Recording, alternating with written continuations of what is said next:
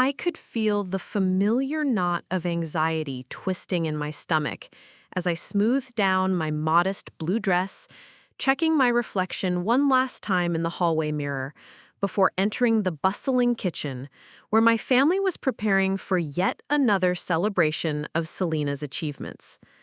The scent of my mother's famous empanadas filled the air, mixing with the sound of laughter and animated conversation that always seemed to revolve around my younger sister's latest triumph. Marisol, mija, finally!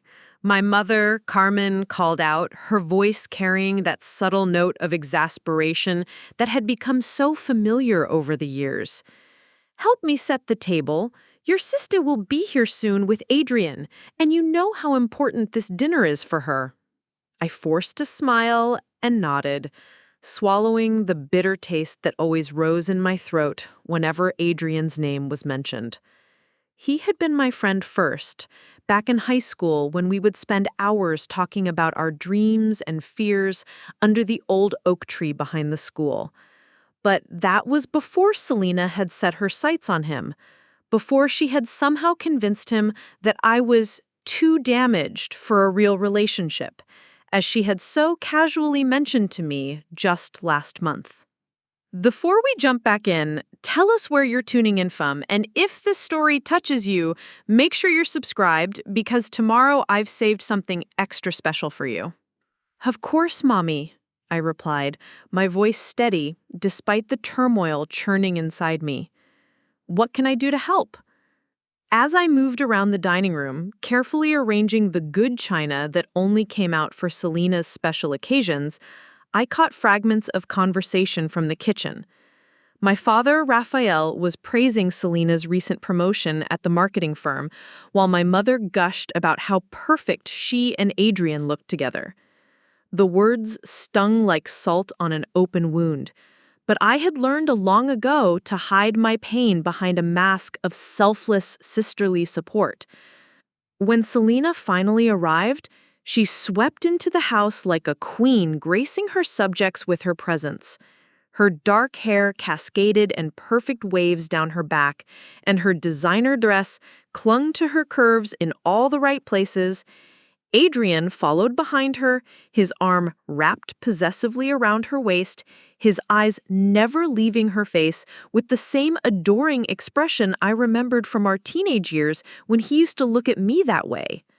"Hermana!" Selena exclaimed, pulling me into an embrace that felt more like a performance than genuine affection. "You look so nice tonight. That dress is so you, simple and comfortable." The backhanded compliment hit its mark perfectly, as Selena's comments always did. She had perfected the art of making her cruelty sound like kindness, leaving me questioning whether I was being too sensitive, while the sting of her words burrowed deep into my chest. "Thank you," I managed, stepping back from her embrace. "You look beautiful, as always." Adrian gave me a polite nod, his smile tight and uncomfortable. "Hey, Maudie, how have you been?" The casual use of my old nickname sent a fresh wave of pain through me, but I maintained my composure. "I'm doing well. Congratulations on the promotion, both of you." Throughout dinner, I sat quietly while my family showered Selena with praise and attention. She basked in her adoration, regaling them with stories of her success while occasionally throwing me pitying glances that made my skin crawl. When the conversation turned to relationships and marriage, as it inevitably did, Selena reached over and squeezed my hand with false sympathy. "Don't worry, Maudie," she said, her voice dripping with mock concern. "I'm sure you'll find someone someday. Maybe someone who appreciates your unique qualities." The implication hung heavy in the air, that I was somehow defective, unworthy of love, destined to remain alone, while she lived her fairy tale romance with the man who had once promised to love me forever. The weeks following that disastrous dinner passed in a haze of forced normalcy, but I could feel something shifting inside me. The patient, selfless Marisol, who had spent years sacrificing her own happiness for family peace, was beginning to crack under the weight of Selena's constant undermining. It started with small moments of clarity, recognizing the manipulation in her seemingly innocent comments, noticing how she always managed to position herself as the victim whenever confronted with her behavior. I had started seeing a therapist, Dr. Rodriguez, something I had kept secret from my family, knowing they would either dismiss it as unnecessary drama or, worse, use it as further evidence of my instability. During our sessions, she helped me recognize patterns I had been blind to for years, how Selena had systematically isolated me from friends and potential romantic partners, how she had poisoned relationships before they could flourish, all while maintaining her image as the loving, concerned sister. Marisol, Dr. Rodriguez said, during one particularly intense session, you mentioned that several of your past relationships ended abruptly, often after family gatherings. Can you walk me through what typically happened? I closed my eyes, forcing myself to relive those painful memories. It always seemed to start the same way. Everything would be going well, and then I'd invite them to meet my family. Selena would be charming, of course, but afterward, they would become distant, cold. They'd make excuses about being too busy or not being ready for something serious. Did any of them ever explain their sudden change of heart? One did, I whispered, the memory still fresh despite being 3 years old. David. We had been together for 8 months, and I thought he might be the one. After he met my family, he told me that Selena had pulled him aside and warned him that I had serious emotional problems and that I was too broken to ever have a healthy relationship. She said she was only looking out for him, trying to save him from getting hurt. The rage that had been simmering beneath my surface for weeks finally boiled over during my best friend Nadia's birthday party. She had invited both me and Selena, not knowing the full extent of our complicated relationship. I watched from across the room as Selena worked her magic on Lucas, a sweet colleague from my office who had recently started showing interest in me. I could see her employing all her usual tactics, the concerned sister routine, the subtle warnings about my supposed instability, the gentle suggestions that he might be better off with someone more emotionally available. My hands clenched into fists as I watched Lucas's expression change from interest to confusion to polite distance. She's at it again, isn't she? Nadia appeared at my side, following my gaze to where Selena was now laughing at something Lucas had said, her hand resting lightly on his arm.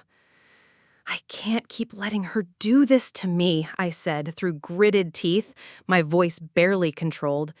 She's destroying my life piece by piece, and everyone thinks she's being protective. Nadia's eyes flashed with anger. Mari, you know I love you. But you need to stop being a victim here. You're stronger than this. Fight back. How? The word came out as a broken whisper. How do I fight someone who's convinced everyone that she's the saint and I'm the damaged one? The same way she's been fighting you, Nadia said firmly, with patience, planning, and proof. But first, you need to stop protecting her reputation and start protecting yourself. That night, I lay awake staring at the ceiling, Nadia's words echoing in my mind. For years, I had been complicit in my own destruction, too afraid of causing family drama to stand up for myself. I had enabled Selena's behavior by staying silent, by absorbing her attacks, by pretending that her cruelty was just sisterly concern. But something had shifted during that conversation with Nadia, a spark of defiance that I hadn't felt since I was a child. The next morning, I made a decision that would change everything. Instead of avoiding Lucas at work as I normally would have done after one of Selena's interventions, I approached him directly during our lunch break. My heart hammered against my ribs as I walked across the office cafeteria, but I forced myself to maintain steady eye contact. Lucas, I said, sliding into the seat across from him. "Can we talk?" He looked uncomfortable, shifting in his chair and avoiding my gaze. "Mari, listen, about last night." "Let me guess," I interrupted, my voice steady despite the tremor of anger running through it. "My sister told you I have emotional problems, that I'm too broken for a relationship, that you'd be better off staying away from me." His shocked expression told me everything I needed to know. "How did you, she was just looking out for you?" I leaned forward, my voice dropping to an intense whisper. "Or for herself? Tell me, Lucas, in the 6 months we've been working together, have I ever given you any indication that I'm unstable? Have I ever been anything other than professional, kind, and reliable?" He frowned, clearly wrestling with cognitive dissonance. "No, but your sister seemed genuinely concerned. She said you've had problems in the past, that you tend to get too attached too quickly, and that it usually ends badly." The lies rolled off my tongue as I repeated them, each one a knife twist in my chest. But instead of crumbling under their weight as I had done so many times before, I felt something new rising within me. A cold, calculating fury that sharpened my focus and steadied my resolve. "Lucas," I said quietly, "what if I told you that every single relationship I've tried to build has been sabotaged by those exact same warnings? What if I told you that my sister has been systematically destroying my personal life for years while convincing everyone, including our family, that she's just being protective?" I could see the doubt creeping into his eyes, the first crack in Selena's carefully constructed narrative. It wasn't enough to win him back. The damage had already been done, but it was a start. For the first time in my adult life, I had challenged one of her lies directly instead of simply accepting defeat. "I don't know what to believe," he admitted, running his hand through his hair. "She seems so sincere." "She always does. That's what makes her so dangerous. But Lucas, ask yourself this. If I'm really as unstable as she claims, why am I the one initiating this conversation calmly and rationally, while she's the one spreading rumors behind my back?" I left him sitting there, his sandwich forgotten, as he processed what I had said. It wasn't a victory, not yet, but it was something I had never done before. I had planted a seed of doubt, challenged the narrative, refused to go quietly into the night. That evening, I called Nadia and told her what had happened. Her whoop of joy was so loud I had to hold the phone away from my ear. "Mari, oh my God, I'm so proud of you. This is exactly what I'm talking about. You can't let her keep controlling the story." It felt different, I admitted, surprised by my own reaction.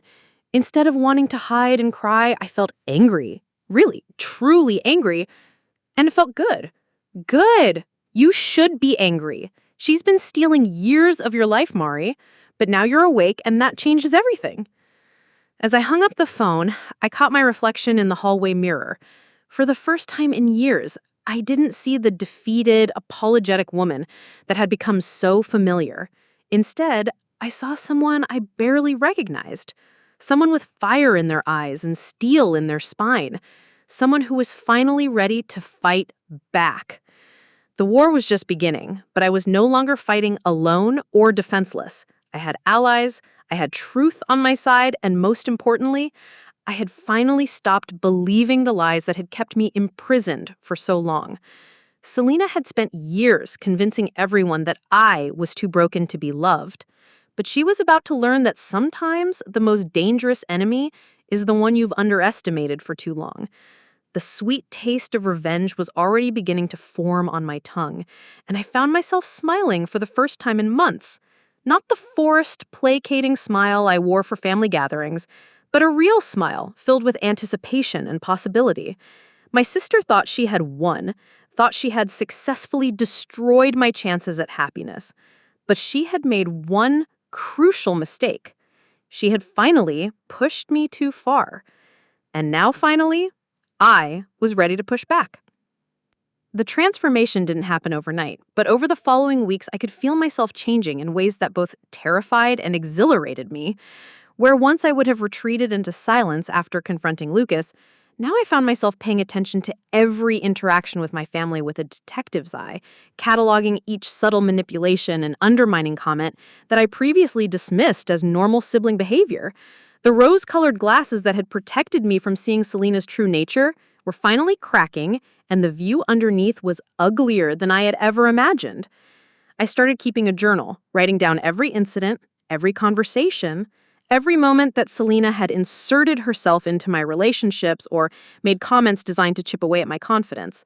Dr. Rodriguez had suggested this as a way to validate my own Experiences, to have concrete evidence when the gaslighting made me question my own memories. What I discovered when I read back through weeks of entries made my blood run cold with the systematic precision of it all. The pattern was unmistakable once I stopped making excuses for her behavior. Every time I had started getting close to someone, romantically or even platonically, Selena would find a way to poison that relationship. She would share concerns about my mental health, drop hints about my supposed neediness, or simply monopolize conversations until the other person lost interest in getting to know me better. She had been doing this for so long that it had become second nature, as automatic as breathing. "You need to understand something, Marisol," Dr. Rodriguez said during one of our sessions as I read from my journal with shaking hands. "This isn't sibling rivalry. This is a deliberate campaign to isolate and control you. Your sister has been systematically dismantling your support system and your self-esteem for years." The clinical term for what Selena had been doing to me was psychological abuse, but hearing it spoken aloud in that sterile office made it feel both more real and more surreal at the same time. I had spent so many years accepting her behavior as normal, as the price of keeping peace in the family, that recognizing it as abuse felt like learning a foreign language. But with understanding came power. And with power came the first stirrings of a plan.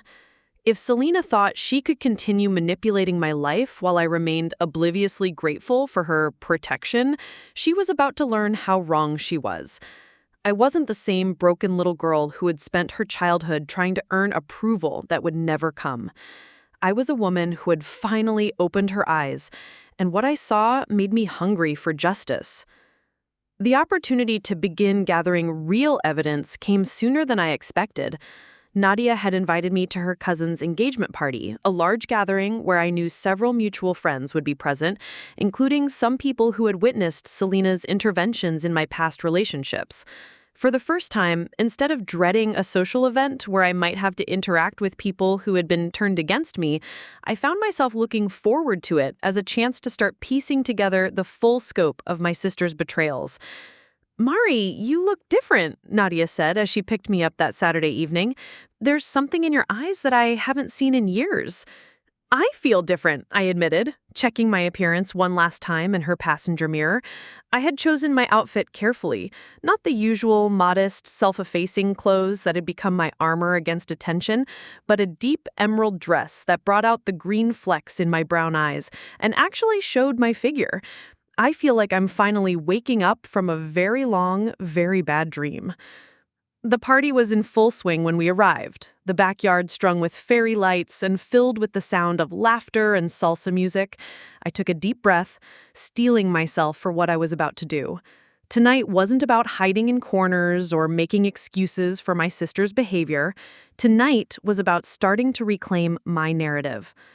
My first conversation was with Miguel, a photographer I had dated briefly 2 years ago before he had abruptly ended things after meeting my family. He seemed genuinely surprised to see me, his expression shifting from discomfort to curiosity as I approached him with a confident smile. "Miguel, hi, it's so good to see you again." He shook my hand hesitantly, clearly unsure how to navigate this interaction. "Mari, hi, wow. You look great." "Thank you. I've been doing a lot of work on myself lately. Actually, I've been thinking about our relationship and how it ended. I realize now that there might have been some miscommunication." His face flushed slightly, and I could see him wrestling with discomfort. "Listen, Mari, I don't want to rehash old stuff. What happened between us, What exactly did happen, though? I interrupted gently, because I've been reflecting on it and I realized I never really understood why you pulled away so suddenly. We seemed to have such a good connection, and then after you met my family, I let the sentence hang in the air, watching as recognition dawned in his eyes. Miguel looked around nervously, as if checking to make sure we weren't being overheard. Your sister, he said quietly. She pulled me aside that night and told me some things about you that really concerned me. She said that you had a history of getting too attached too quickly, that you'd been in therapy for stalking behaviors, and that she was worried about you fixating on me. The lies hit me like physical blows, but I maintained my composure, nodding as if this was exactly what I had expected to hear. And you believed her because she seemed so concerned and sincere, right? Well, yeah, she was your sister. Why would she lie about something like that? That's exactly the right question, Miguel. Why would she lie? What could she possibly gain from destroying my relationships? I could see the wheels turning in his mind, the same doubt I had planted with Lucas beginning to take root. I mean, I guess I never really thought about it that way. She just seemed like she was looking out for me. Tell me something, I continued, leaning closer. In the months we were getting to know each other before you met my family, did I ever display any of those behaviors she warned you about? Did I seem unstable or clingy or inappropriate in any way? He was quiet for a long moment, and I could see him reviewing our history with new eyes. No, actually, if anything, I seemed almost too independent. I remember thinking, I wish you would lean on me more, trust me with more of yourself. Interesting, I said softly. So the person my sister described to you didn't match the person you had been dating at all. Don't you find that curious? I left him standing there with that seed of doubt planted firmly in his mind. But I wasn't done.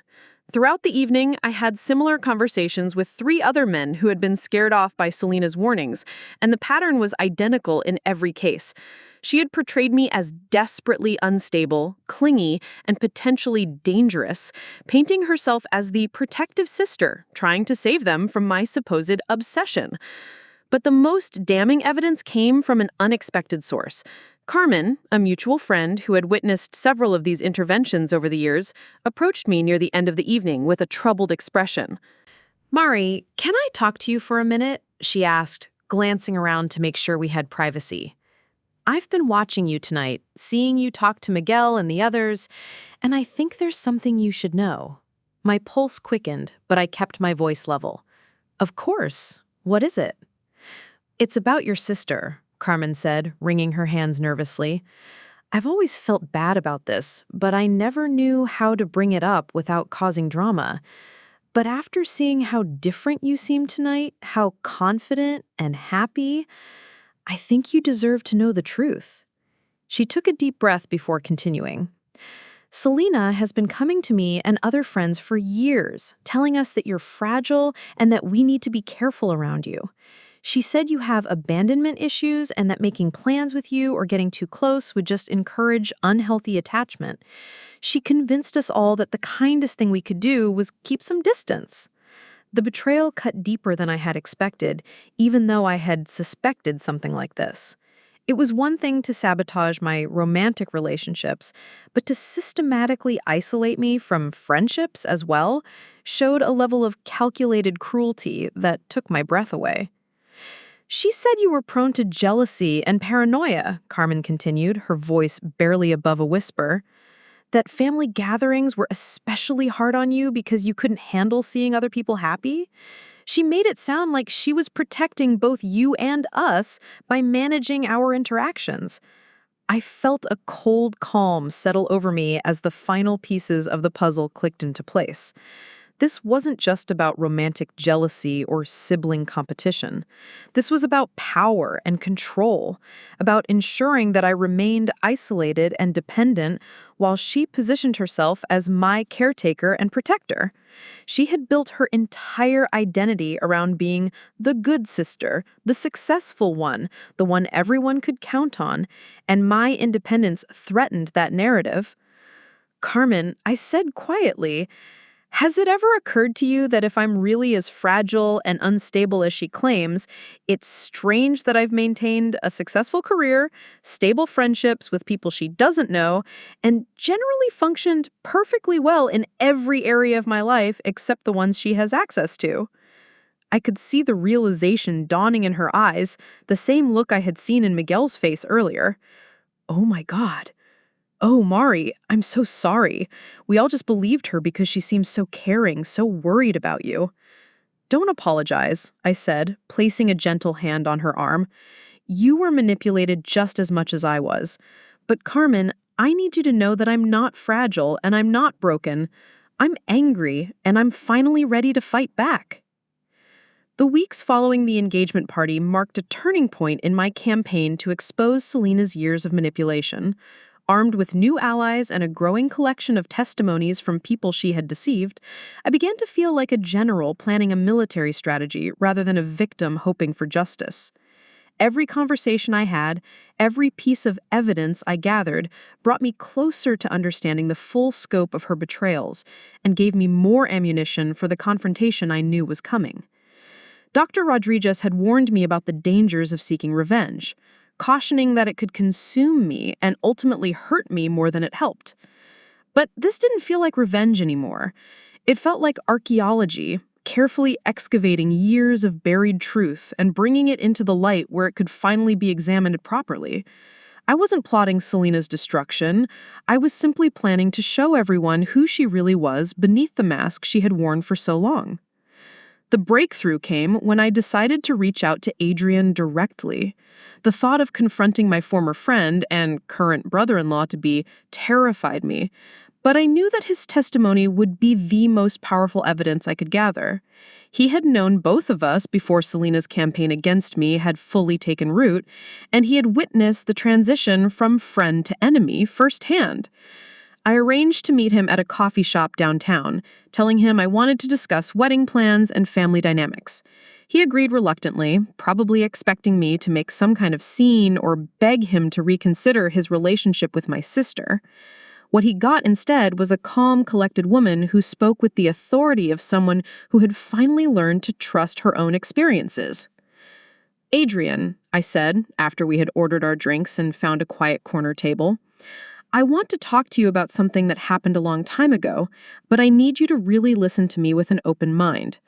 He shifted uncomfortably in his seat, already preparing his defenses. Mari, if this is about Selena and me, I think we've covered that ground. What we had in high school was just friendship, I interrupted firmly. What we had was friendship, and it was real, and it was important to both of us. I'm not here to rehash romantic feelings or try to break up your engagement. I'm here because I finally understand what happened to that friendship, and I think you deserve to know too. Something in my tone must have gotten through to him because his defensive posture relaxed slightly. Okay, he said cautiously. I'm listening. I pulled out my phone and opened the voice recording app, placing it on the table between us. I'm going to record this conversation because I want there to be no misunderstanding about what's said here today. Is that okay with you? He nodded, though I could see the nervousness in his eyes. Adrian, I want you to think back to senior year of high school, right before you started dating Selena. Do you remember what she told you about me that made you pull away from our friendship? The question clearly caught him off guard. He stared at his coffee cup for a long moment before answering. She said you were developing feelings for me that weren't healthy, that you were becoming obsessed and that it was making you unstable. She was worried about you and thought it would be better if I gave you some space to work through your issues. And at the time, did you have any evidence that I was developing unhealthy feelings or becoming obsessed with me? Not exactly, he admitted, but Selena knew you better than anyone. She was your sister, and she seemed genuinely concerned. I figured she would know the signs before I would. Adrian, in the 2 years we were close friends, did I ever make any romantic advances at you? Did I ever confess feelings or act inappropriately? He was quiet for so long that I thought he might not answer. When he finally spoke, his voice was barely above a whisper. No, you never did any of those things. In fact, you were always encouraging me to ask out other girls, always playing wingman for me at parties. So, Selena convinced you to end our friendship based on concerns about behavior I had never exhibited, feelings I had never expressed, and problems that existed only in her imagination. Does that seem strange to you now? I could see the exact moment when the cognitive dissonance became too much for him to ignore. His face went pale and his hands began to shake slightly as he set down his coffee cup. "Oh, God," he breathed. "Mari, I never thought... she was your sister. Why would she lie about something like that?" "That's what I've been trying to figure out for months," I said, leaning forward. "And the answer is simpler and more horrible than I ever imagined. She lied because she wanted you, and she saw our friendship as a threat to her chances with you. She couldn't compete with the genuine connection we had built over 2 years, so she destroyed it with lies." Adrian's hands covered his face, and I could see his shoulders shaking as he pulled down his coffee cup. "She played us against each other," he said, his voice muffled. "All these years, I thought I was protecting you by staying away, thought I was being a good friend by respecting your need for space, but I was just following her script." "There's more," I said gently, knowing that what I was about to tell him would shatter whatever illusions he still had about the woman he was planning to marry. "She's been doing this for years, Adrian. Every relationship I've tried to build, every friendship I've attempted to maintain, she's sabotaged with the same lies and the same concerned sister act." I showed him the evidence I had gathered, the testimonies from Miguel and the other men, Carmen's confession about how Selena had isolated me from female friendships, the pattern of manipulation that stretched back over a decade. With each piece of evidence, I watched the man I had once considered my closest friend crumble under the weight of realizing he had been an unwitting accomplice in my systematic isolation. "Why are you showing me this?" he asked finally, his voice hollow with shock and guilt. "What do you want from me?" "I want you to understand what kind of person you're about to marry, and I want you to know that you have a choice here. You can continue living the lie she's constructed, or you can help me expose the truth." "What truth?" he whispered. "That Selena Rodriguez isn't the caring, protective sister everyone thinks she is. She's a manipulative, jealous woman who has spent years destroying my life because she couldn't stand the thought of me being happy, or successful, or loved. She's turned our entire family against me, convinced them that I'm unstable and needy and broken, all while positioning herself as the perfect daughter who has to carry the burden of my problems." I watched as months of careful planning and evidence gathering finally paid off. Adrian sat across from me, no longer the confident, successful man who had walked into the coffee shop an hour ago. He looked like someone who had just realized that his entire relationship was built on a foundation of lies and manipulation. "What do you need me to do?" he asked, and I knew that I had gained the most powerful ally I could have asked for. The family barbecue was supposed to be a casual celebration of my father's birthday, but I knew it would be the perfect stage for what I had been planning for months. All the key players would be there: my parents, Selena and Adrian, our extended family, and several family friends who had witnessed years of Selena's manipulation disguised as sisterly concern. For the first time in my adult life, I walked into a family gathering not as a victim, preparing to endure another round of subtle humiliation, but as a predator who had finally learned to hunt. I arrived early to help with preparations, something that surprised my mother since I had been increasingly distant from family events over the past few months. But today I was the perfect daughter, helpful, cheerful, and seemingly oblivious to any undercurrents of tension. I helped arrange food, set up decorations, and made pleasant conversation with arriving guests, all while my pulse hammered with anticipation of what was coming. Selena arrived fashionably late, as always, with Adrian in tow, looking like he hadn't slept in weeks. Our eyes met briefly across the crowded patio, and I saw the weight of our recent conversation etched in the lines around his eyes. He knew what was coming, had agreed to help me, but I could see that the guilt and shock were eating him alive. Good, he deserved to suffer a little for his role in my years of isolation, even if he had been manipulated just as thoroughly as everyone else. Marisol, Selena exclaimed, sweeping across the patio to embrace me in one of her theatrical displays of sisterly affection. You look wonderful, Hermana. That dress is so flattering on you. The compliment was genuine, which caught me off guard for a moment. I had expected her usual backhanded comments, but perhaps she sensed that something was different about me today and was adjusting her tactics accordingly. It didn't matter. I had learned to see through her performance regardless of which mask she chose to wear. Thank you, Selena. You look beautiful as always, I replied, returning her embrace with what I hoped appeared to be genuine warmth. I'm so glad you and Adrian could make it. We have so much to celebrate today. Something flickered in her eyes at my tone, a momentary uncertainty that told me she was beginning to sense that the dynamic between us had shifted. But before she could analyze it further, she was swept away by relatives eager to congratulate her on her recent engagement and upcoming promotion at work. I watched her bask in their attention, soaking up praise and admiration like a plant turning toward the sun, completely unaware that she was walking into the trap I had spent months preparing. The afternoon proceeded normally on the surface. There was food and laughter, stories shared and memories relived, all the usual rhythms of a family celebration. But underneath the pleasant facade, I was carefully positioning my pieces on the chessboard, waiting for the perfect moment to make my move. I chatted with Miguel, who had become a valuable ally since our conversation at the engagement party, making sure he was positioned where he could witness what was about to unfold. I exchanged meaningful glances with Adrian, confirming that he was ready to play his part when the time came.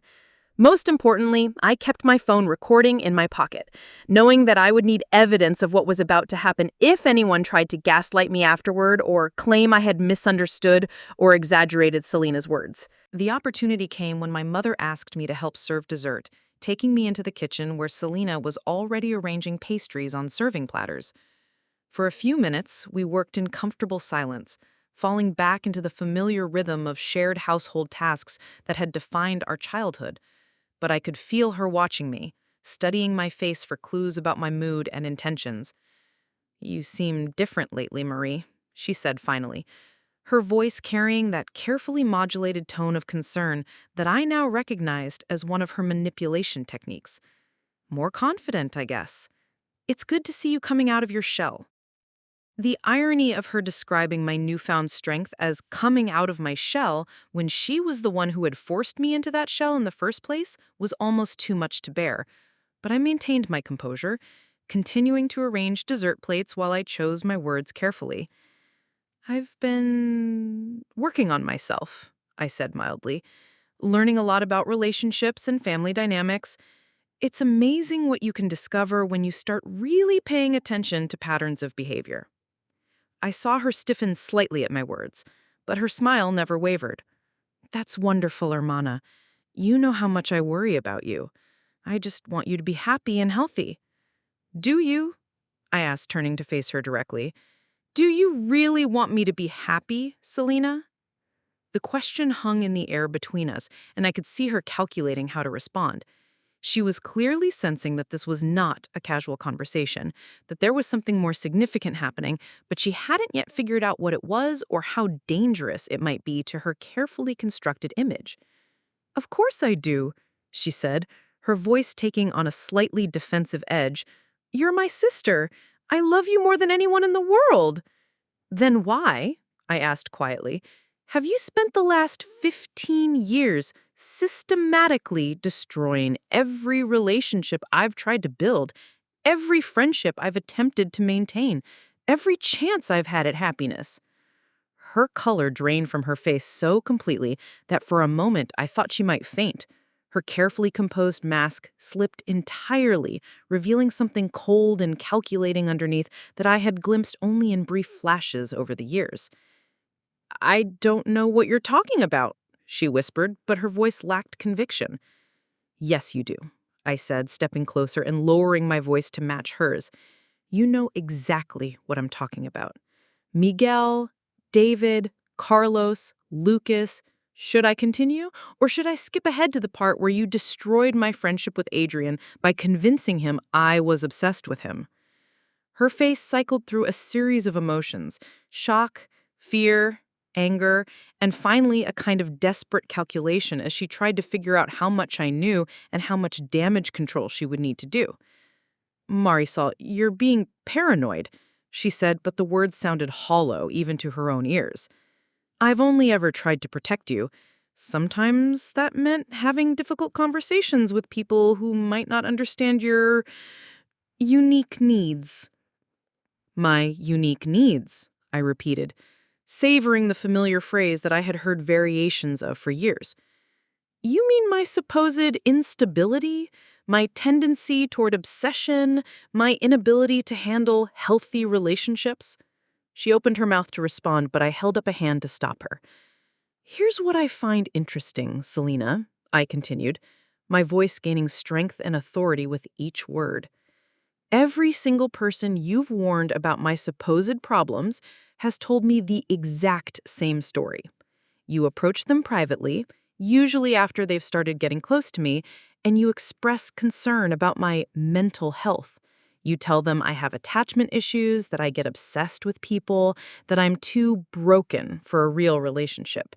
You position yourself as the loving sister who's trying to protect both them and me from the inevitable disaster of my emotional instability.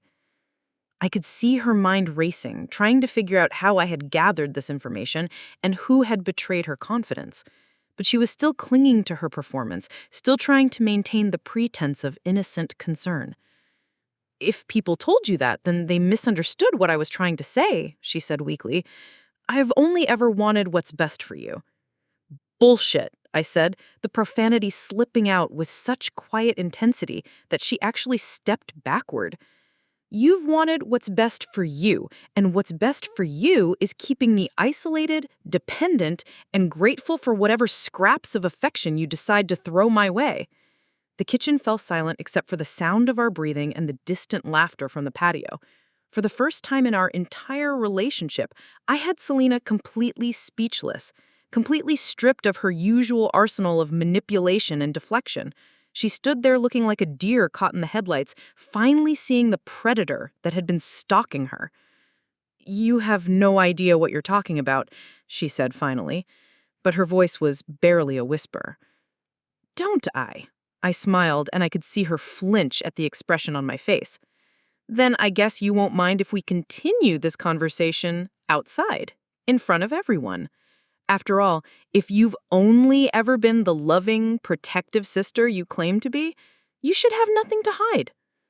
I turned towards the door leading back to the patio, and I could feel her panic rising behind me like a physical force.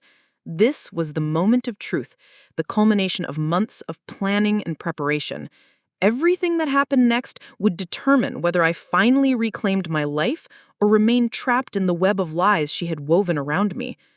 Marisol, wait, she called desperately. Please, we need to talk about this privately.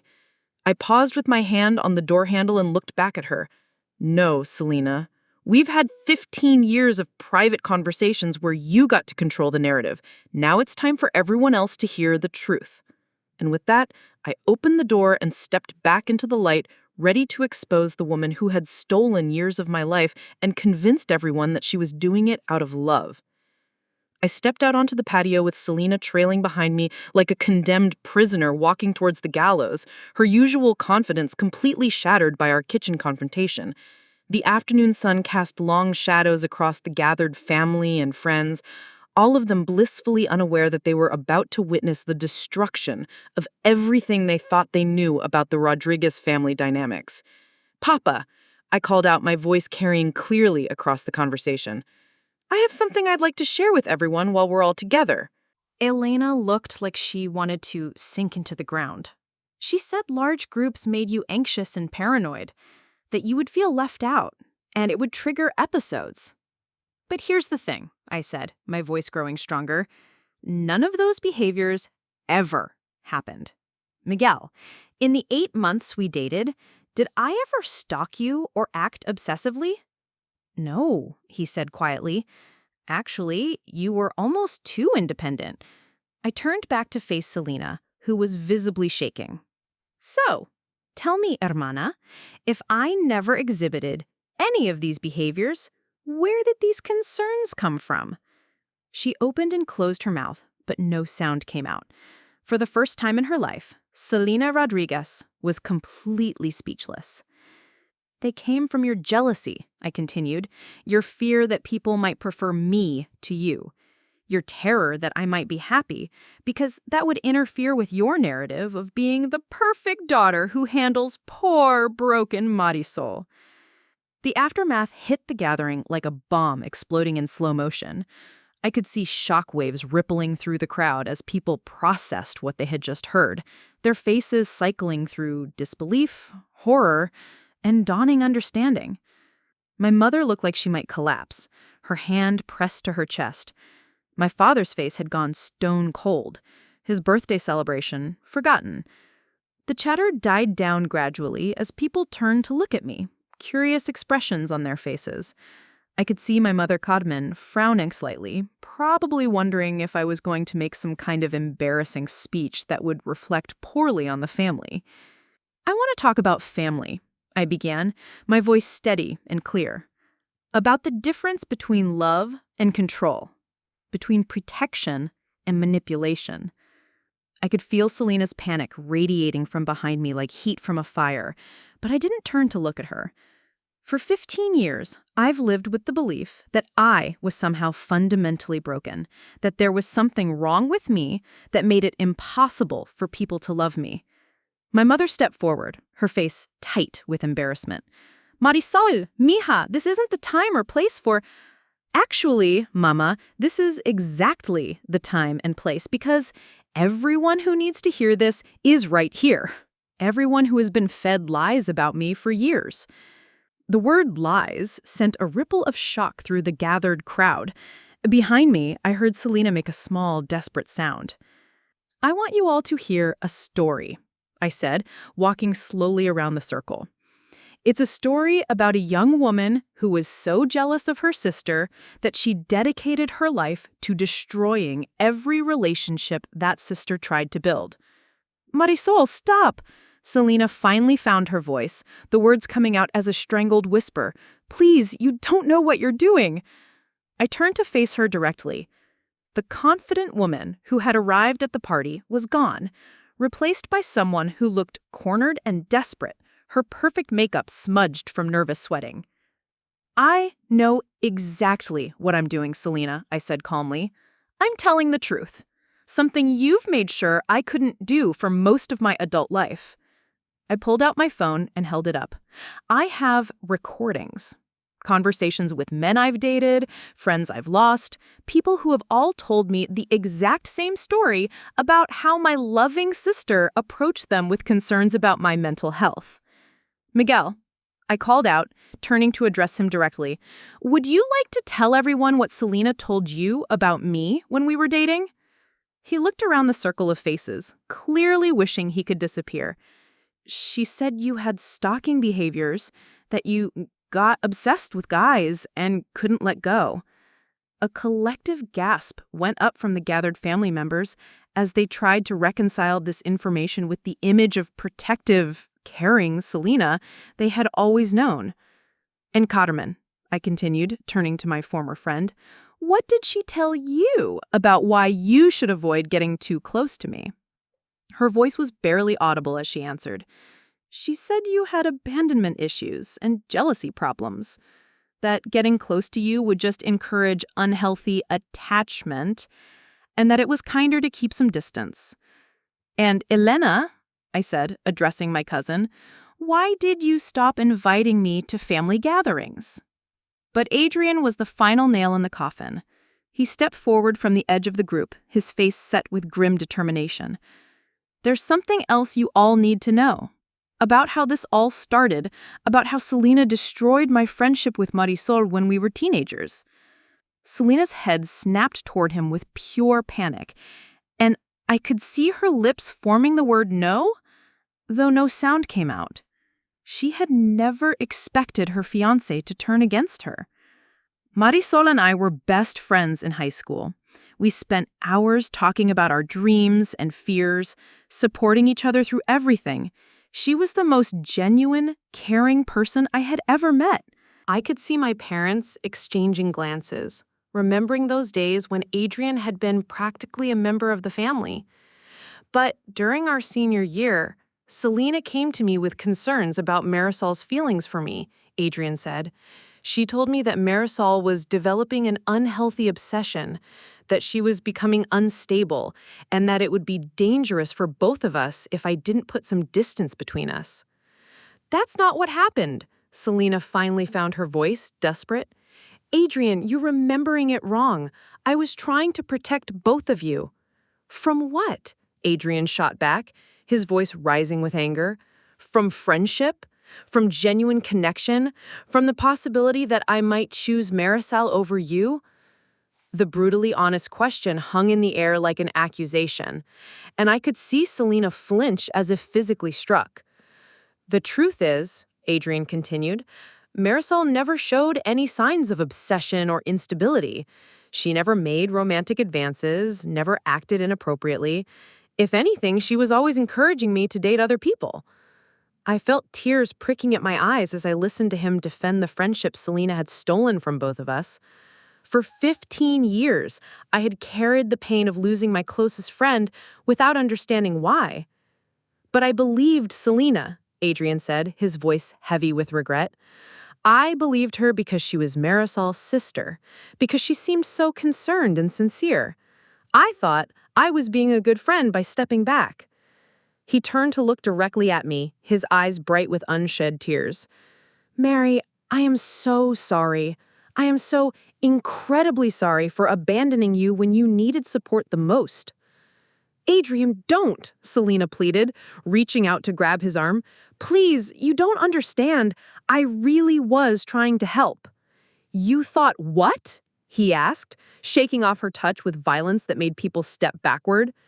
You thought you could manipulate both of us so that you could swoop in and claim me for yourself? That's exactly what happened, isn't it? I said. You couldn't stand that Adrian and I had something real, something you couldn't control. So you destroyed it with lies and positioned yourself as his consolation prize. No, Selena said weakly. I loved him. I love him. You love the idea of winning, I corrected. You love taking something that belonged to me and making it yours. But real love doesn't start with lies and manipulation.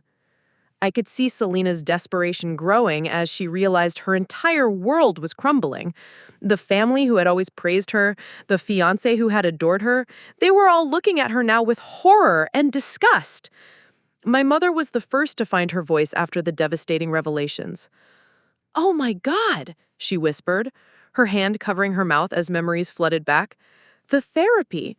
Marisol, you started therapy because you said you were having trouble with relationships and self-esteem. But it wasn't because you were broken. It was because Selena had convinced you that you were broken.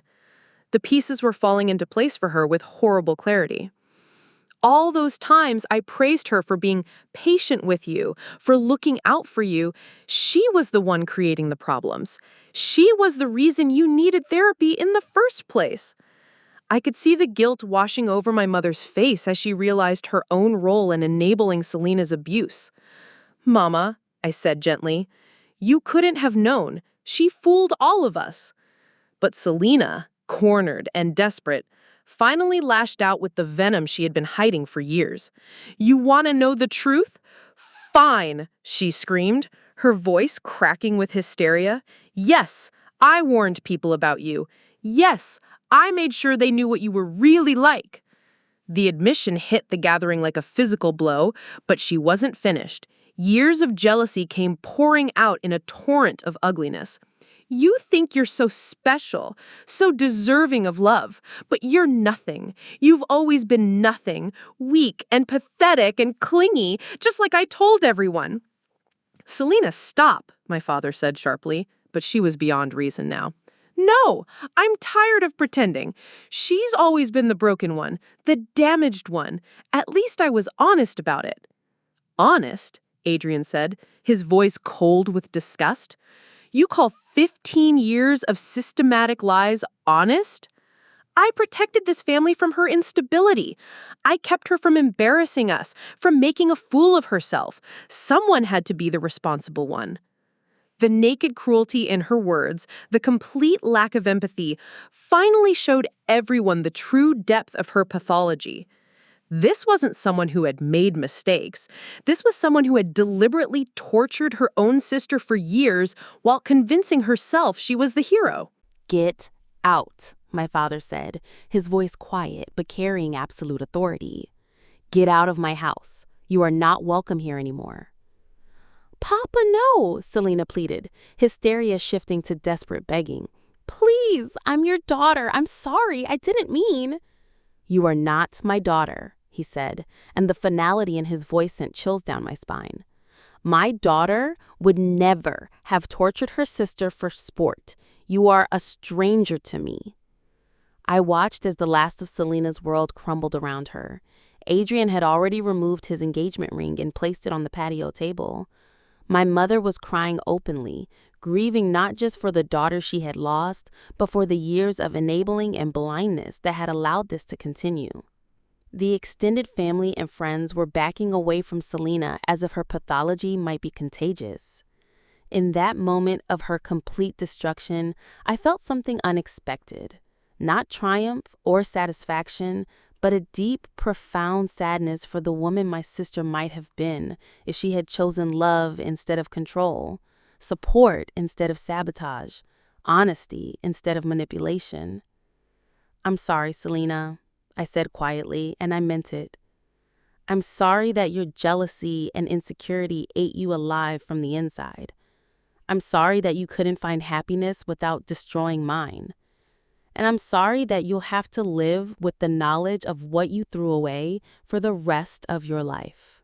She stared at me for a long moment, her face cycling through rage, desperation, and finally a kind of hollow defeat.